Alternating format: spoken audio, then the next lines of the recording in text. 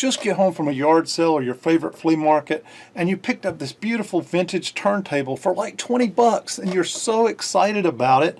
You're ready to get this thing home and get it going. You know this thing on eBay is worth a couple $100. So either you're wanting to keep it and use it, or maybe you're wanting to flip it. Either way, you get out your favorite slab of vinyl, you hook it up, you turn this thing on, you move your needle over, you drop it down onto the record, and you start listening, and it just doesn't sound right. People's voices sound a little high-pitched, or maybe a little low.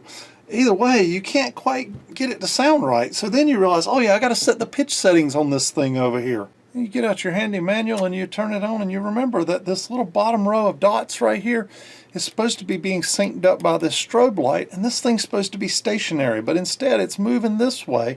And so you grab the potentiometer and you try to turn it and get it over here, and it starts going the other way.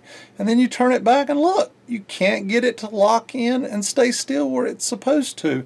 And you're like, so frustrating. It either sounds too slow or too fast. I can't get it just right. So what do? Well, that's where Deoxit D5 comes into play.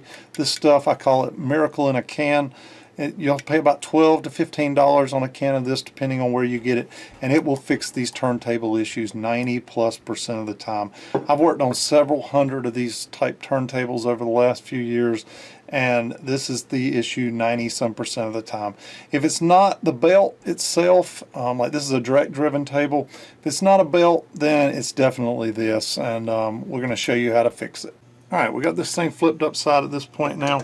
We're going to use a screwdriver to get all the screws out of this thing. And please make sure when you prop it up on the other side that you don't have anything laying directly on the tone arm, and that you've got the tone arm stored well. I've got a piece of board underneath here holding this thing up properly, but we're going to get all these screws out. You kind of get the idea.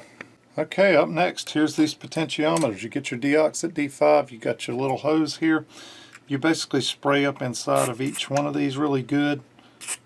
Get on the other side, use your little knobs here, and turn these things back and forth. I like to turn them anywhere from 30-40 times, maybe more.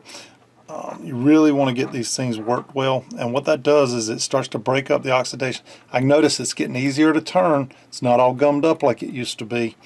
Get that one done, and I'll get this one done as well. As I turn it back and forth, it's getting easier, easier, easier. Just back and forth. What you're doing is moving the wiper in there and using the wiper and this little and the deoxit that's gotten inside of it to actually clean off the carbon path. And yeah, these things are turning quite well now. Okay, pay attention to this bottom row now that we've got it back together. Look at this. Dead locked on. Let's flip it over to 45 RPM. It'll take a second for it to settle down. Look at that. Dead locked on, not drifting one bit. Let's flip it back to the 33. It'll take it a second to settle back down. What you've actually done is clean this potentiometer, got rid of the oxidation on the inside. Look at that thing, locked on, dead on. We are good to go. Alright, here's what the Deoxit D5 is doing. See that the inside of a potentiometer here? That resistive material is getting a layer of oxidation on top of it, keeping the wiper from touching it properly, making full connection, ultimately causing resistance that shouldn't be there, causing varying voltage, which ultimately affects the motor drive sensor, which affects the motor drive unit, which ultimately keeps the turntable from spinning the right speed. Okay, one thing to note, if you're using a Technics turntable like this right here that has a slider, or any other brand that has a slider instead of a round potentiometer that you turn, let me show you what to use instead of the Deoxit D5. So underneath the cover of a SL1200, this is what you would find there.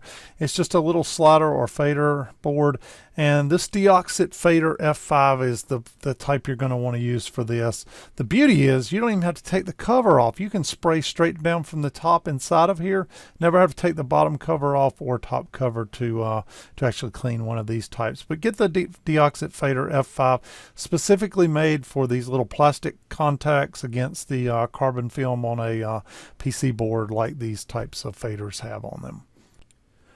Realistic, Pioneer, Sanyo, Techniques, MCM, Microseiki. I could go on and on with a list. Basically, if your turntable has a platter and on the edge going around the outer rim, it has these little dots designed to sync up with a strobe light, then you can bet money your unit will have some type of variable potentiometers or slider to adjust the pitch on this thing. And if that is the case, please get you a bottle of Deoxit D5 and or Fader Lube if it has the sliders, and clean these things. Either your unit already has or it will in the future have some oxidation building up, which will cause you issues with the pitch on your turntable. A little bit about D5. Not only does it clean the potentiometer, it removes oxidation. Not only that, it protects against future oxidation. It has some chemicals in there to do that. But just as important as that, it also has a lubrication that goes inside there so that your wiper, as it slides across the carbon film, isn't etching into it. It's very, very important. Get you a bottle, $12 to $15. Trust me, your turntable will thank you. One last pitch, no pun intended. If you get an opportunity, please share this video in any of your favorite social media outlets. Use the hashtag Keg Video Contest. We are entering this video into the 2017 Keg Video Contest to hopefully win some cool prizes. Last year we made a video called Deoxit Demystified. It's up to 60,000 views at this point in time. Unfortunately, they weren't running a contest last year, so trying to make up for that this year. Thanks again, everybody, for watching. Hope you learned a little something today, and help us with this video contest.